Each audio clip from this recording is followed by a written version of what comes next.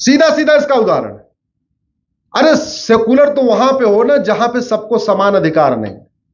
और आज की डेट में देखें तो ये सेकुलर शब्द की जरूरत अफगानिस्तान को है, सेकुलर शब्द की जरूरत पाकिस्तान को है, सेकुलर शब्द की जरूरत बांग्लादेश को है। हमें क्या जरूरत है? हमारे तो संविधान में पूरा आर्टिकल 14 से लेकर आर्टिकल 30 तक सबको इक्वल राइट दिया हुआ है, सबको वोटिंग का इक्वल राइट है। ऐसे ही आर्टिकल 30 माइनॉरिटी, माइनॉरिटी कौन होगा किसी को नहीं पता। माइनॉरिटी को आइडेंटिफाई करने की गाइडलाइन क्या है किसी को नहीं पता। 1992 में माइनॉरिटी कमीशन एक्ट बना दिया, 2006 में माइनॉरिटी फिल्म एमनेस्टी बना दिया। हमने इसको कोर्ट में चैलेंज किया हुआ है, सुप्रीम कोर्ट में।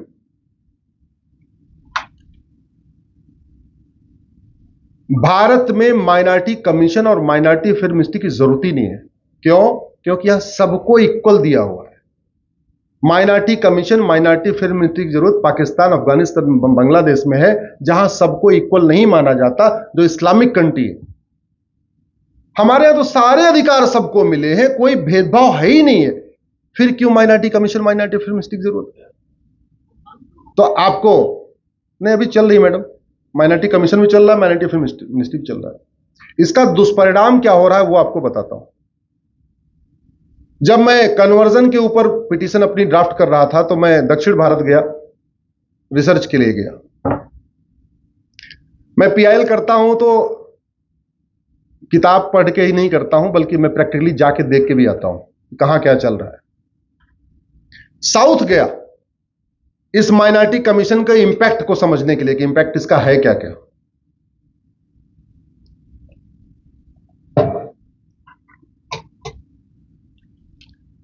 दक्षिण भारत के एक राज्य में माइनॉरिटी जो स्टूडेंट होते हैं उनको 1000 रुपए वजीफा मिलता है। झुग्गी में रहने वाले सबकी स्थिति एक समान होती है। अब झुग्गी नंबर 1, झुग्गी मतलब झुग्गी है, पूरी झुग्गी बस्ती है। एक झुग्गी में हिंदू रहता है, उसको 1000 नहीं मिलता। उसके बगल में मुस्लिम रहता है, उसको 1000 मिलता है। उसके बगल में क्रिश्चियन रहता है, उसको 1000 मिलता है। गरीब आदमी के लिए हर महीने 1000 रुपए बहुत बड़ी रकम होती है। हमारे लिए कोई बड़ी रकम नहीं, लेकिन गरीबों के लिए बड़ी रकम होती है। और खासतौर पर अगर उसके 2 बच्चे 3 बच्चे हैं तो स्वाभाविक सी बात है, हर महीने 2000 आएगा, हर महीने 3000 आएगा। इस माइनॉरिटी अफेयर मिनिस्ट्री और माइनॉरिटी कमीशन और जो माइनॉरिटी के नाम पे स्कीम चल रही है, इसका दुष्परिणाम क्या हो रहा है इसको समझिए। हिंदू के बच्चे को भी नहीं मिल रहा है तो वो पूछता है, भाई तुम्हें यार, तुम्हें क्यों मिल रहा है? बोले जी मैं तो क्रिश्चियन हूं इसलिए मिल रहा है। अच्छा, क्या करना है? वो स्कूल में एडमिशन के लिए जाता है। वहां टीचर उसको समझाता है कि अगर रिलीजन वाले कॉलम में तुम एक काम कर दो, क्रिश्चियन लिख दो, तो तुम्हें भी 1000 रुपए मिलना शुरू हो जाएगा। तो नाम तो रखता है वही, अरुण कुमार, राम कुमार, श्याम कुमार, पूर्णिमा, प्रतिभा, जो नाम होता है वही। लेकिन रिलीजन वाले कॉलम में वो क्या करता है? क्रिश्चियन लिख देता है। अब जब उसको 1000 रुपए मिलने लग गया है, 2 बच्चे हैं तो 2000 मिलने लग गया है, तो पैसा मिलते ही भय भी आ जाता है उसके मन में, यार मैं पैसा ले रहा हूं क्रिश्चियन के नाम पे, तो मैं होली कैसे मनाऊं, मैं दिवाली कैसे मनाऊं, मैं पोंगल कैसे मनाऊं, मैं हिंदू का त्योहार कैसे मनाऊं। माता पिता भयभीत हो जाते हैं, मैं मंगलसूत्र कैसे बनाऊं, पहनूं और सिंदूर कैसे लगाऊं। तो वो क्या करता है, उस 2-3 हजार रुपए के चक्कर में सारे त्योहार बंद कर देता है।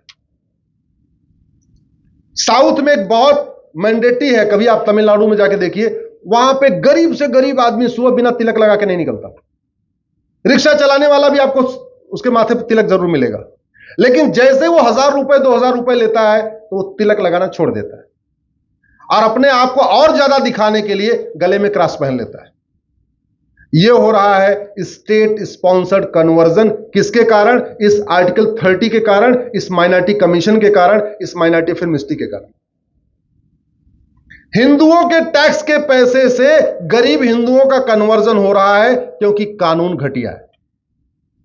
आज तक हमने माइनॉरिटी को आइडेंटिफाई नहीं किया, माइनॉरिटी कौन होगा इसको डिफाइन नहीं किया, माइनॉरिटी को आइडेंटिफाई करने की गाइडलाइन नहीं बनाई, आंख बंद करके माइनॉरिटी कमीशन बना दिया, माइनॉरिटी फिल्म एमनेस्टी बना दिया। उसका नतीजा हो रहा है दक्षिण भारत नहीं, जिन राज्यों में माइनॉरिटी कमीशन में ज्यादा अच्छी स्कीम है, खासतौर पर जहां ज्यादा अच्छा वजीफा है वहां बहुत तेजी के साथ कन्वर्जन हो रहा है। और आपके पंजाब में भी जो दलितों का कन्वर्जन हो रहा है वो उसी minority commission act, minority film के कारण हो रही है। हालांकि यहां चंगाई सभाएं भी चल रही, वो अलग बात है, लेकिन उसके कारण भी हो रहा है। वो जो पैसा आ रहा है ना 1,000 रुपए महीने का, उसके कारण कन्वर्जन हो रहा है। आपका पैसा, इसमें ज्यादातर लोग मुझे टैक्स पेयर दिख रहे हैं, आपके टैक्स के पैसे से आपके ही छोटे गरीब भाइयों का कन्वर्जन हो रहा है और आप शांत बैठे हुए, आप आवाज नहीं उठा रहे। भारत में धर्मांतरण हो रहा है आर्टिकल 25 में एक शब्द के कारण हो रहा है, वो शब्द है प्रोपोगेट। कभी संविधान निर्माताओं ने सोचा नहीं था कि जो हम प्रोपोगेट लिख के दे रहे हैं उसका इतना बड़ा दुष्परिणाम निकलेगा। और जब मैंने कन्वर्जन की पीआईएल फाइल किया तो 12 पीआईएल मेरे खिलाफ आ गई, मेरी पीआईएल डिसमिस कराने के लिए। उसमें भूतपूर्व गृह मंत्री, भूतपूर्व कानून मंत्री, भूतपूर्व वित्त मंत्री, भूतपूर्व विदेश मंत्री भी अपेयर करते हैं। इसलिए मेरा व्यक्तिगत यह मानना है, संविधान भी बदलना पड़ेगा, कानून भी बदलना पड़ेगा। अगर हम भारत और भारत की संस्कृति को सुरक्षित रखना चाहते हैं तो कई परिवर्तन लाना पड़ेगा। लेकिन परिवर्तन जो आता है संविधान, खासतौर पे जो कानून बनते हैं वो तो फिर नॉर्मल, उसमें मेजॉरिटी चाहिए होती है। लेकिन जो संविधान में संशोधन होता है उसमें कुछ संविधान संशोधन ऐसे होते हैं जिसमें मैक्सिमम संविधान संशोधन में 2/3 चाहिए होता है। जैसे आर्टिकल 370 को हटाने के लिए सिंपल मेजॉरिटी चाहिए थी क्योंकि वो केवल कश्मीर पे लागू था। तो संविधान के जो प्रावधान केवल एक राज्य पे लागू होते हैं उनको हटाने के लिए केवल सिंपल मेजॉरिटी चाहिए। लेकिन संविधान के जो प्रावधान पूरे देश के ऊपर लागू होते हैं उसको हटाने के लिए, उसको बदलने के लिए आपको 2/3 बहुमत चाहिए होता है। विनय मैडम, इसमें आर्टिकल 14 है, मैंने एक 20 पॉइंट एक चार्टर बनाया है, संविधान में बदलाव क्या क्या जरूरत है। आर्टिकल 14 कहता है equality, state shall not deny equality before law और इक्वल प्रोटेक्शन ऑफ लॉ। राज्य किसी को कानून के भेदभाव नहीं करेगा। और फिर लिखा और इक्वल प्रोटेक्शन ऑफ लॉ। अगर आर हट जाए एंड शैल सिक्योर उसमें लग जाए तो मजबूरी हो जाएगी कि भाई सबको आपको कानून का एक छाता देना पड़ेगा। धर्मांतरण पूरे देश की समस्या है, पंजाब की समस्या है, बंगाल की समस्या है, राजस्थान की समस्या है, गुजरात की भी समस्या है।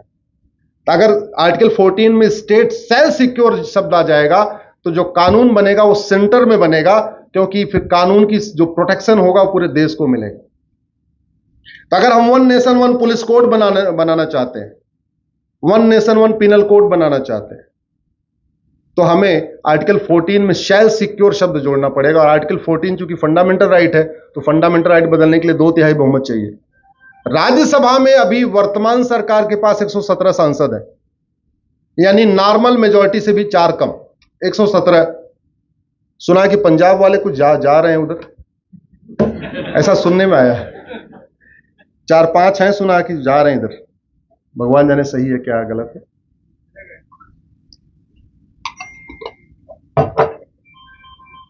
तो दूसरा तरीका क्या है? दूसरा तरीका है कि अगर आपको संविधान में कुछ संशोधन करना है, संविधान में चित्रों को जोड़ना है, तो 2/3 बहुमत आप ज्वाइंट सेशन से करो। ज्वाइंट सेशन का मतलब जैसे ये इधर लोकसभा बैठा लीजिए, इधर राज्यसभा बैठा लीजिए और उसमें वोटिंग करा के 2/3 मेजॉरिटी प्रूव करिए।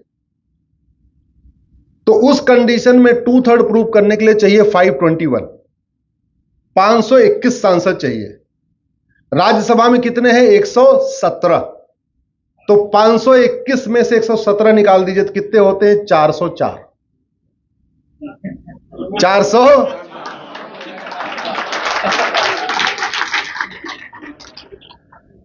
बीजेपी ने यह नारा इस साल दिया 2024 में। जो लोग मुझे ट्विटर पे फॉलो करते हैं या इंस्टा उस पे देखते होंगे तो उनको आइडिया होगा। मैंने पहली बार अब की बार 400 पार 2022 में बोला था। 2022-23 में कम से कम 100 जिलों में मैं ये बोल के आया था कि 400 पार चाहिए क्यों।